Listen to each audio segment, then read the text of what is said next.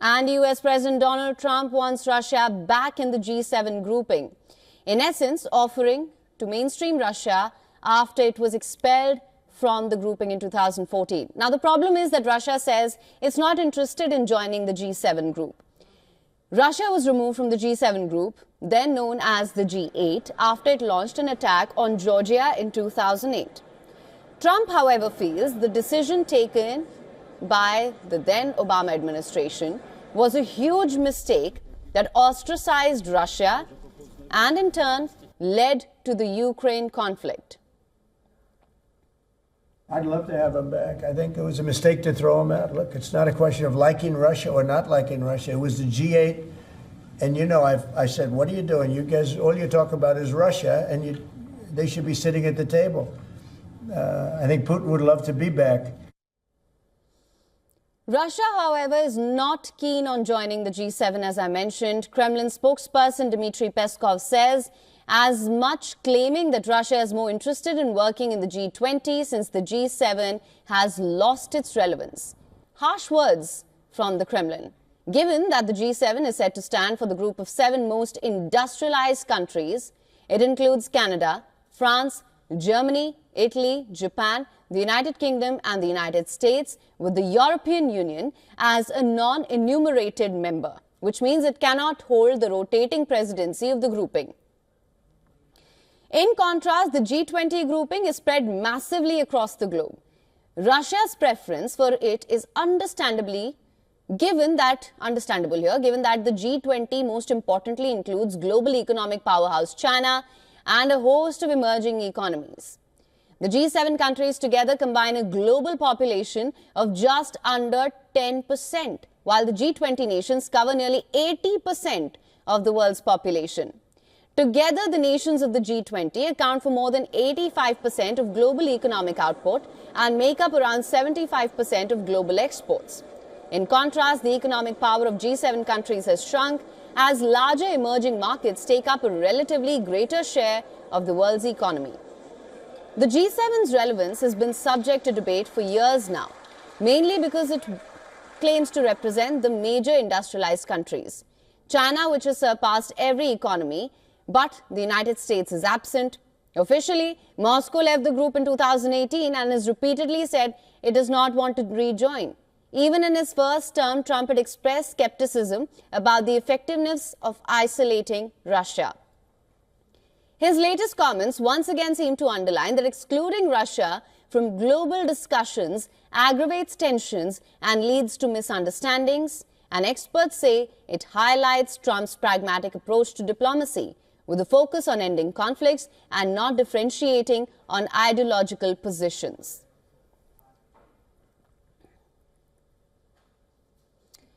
All right, for more on this, we're now being joined by Lester Munson from Washington, D.C. He's the co-head of the International Practice at BGR Group and Senior Fellow, National Security Institute. Thank you so much for joining us on World Day, and it's always a pleasure to have you with us. Great to be with you. Now, Mr. Munson, of course, a lot of experts say that this just highlights Trump's pragmatic approach to diplomacy, and that is something I wanted you to expand on. Of course, we've been seeing that Trump wants to get Russia and Ukraine on the negotiating table. How much of a part Kyiv will play in this peace process? That is something that has raised concerns as well. What's your assessment of Donald Trump's call to bring Russia back into the G7 and perhaps not isolate it further? Well, I agree with you that this is evidence of a very pragmatic approach to diplomacy. I think President Trump realizes that, at least in terms of monetary goods and blood and treasure and that kind of thing, there is no cost to bringing Russia back into the G7 or G8 grouping.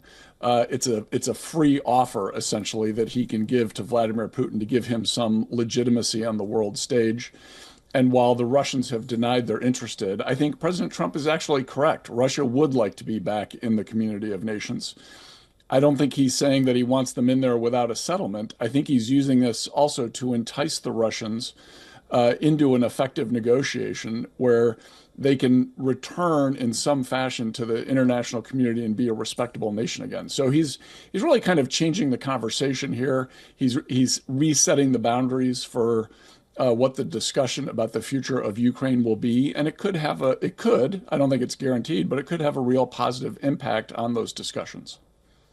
Right, and I just wanted some clarity on that as well. We've seen Donald Trump's affinity towards Russia and particularly the Russian President Vladimir Putin, which in turn has raised concerns about how much of a part Kyiv will play in the peace process. That being said, do you think this is just an approach that he is following just to make sure that Russia gets on the negotiating table and that there can be a just and durable peace? Well, I think he's got to find a way, yes. And I think President Trump is going to play a key role in this negotiation, which does seem like it's going to unfold over the next few months. And he's got to find ways to make this look like a win for Russia, right? He's also got to make it look like it's a win for Ukraine. So he's one of the things that he's doing here by throwing out these ideas is testing to see what are the kinds of things he can offer to both sides to get them to the negotiation table and then to get them to come to an agreement that will end the war. So I see no reason why he shouldn't be allowed to make these efforts and to kind of throw things out there and see what the reaction is from the various parties that are involved. And we should give him some latitude here to get a deal done. But that being said, on the one hand, he says Russia should be part of the G7. Russia, on the other hand, seems to have completely dismissed it, saying that it's not that interested in the G7 anymore, and perhaps G20 is better suited for Russia. So it's going to be a difficult balancing act, one, to manage Kyiv's expectations and the role that it plays, at the same time to perhaps not isolate Russia and make it a member of the G7. How do you think that will play out? Well, Russia also said it wasn't going to invade Ukraine up until the day before it invaded Ukraine. So I don't necessarily take the Russian statements at face value. I think they do want to be back in the respected community of nations. I think President Putin would like to be back in the G7 or the G8.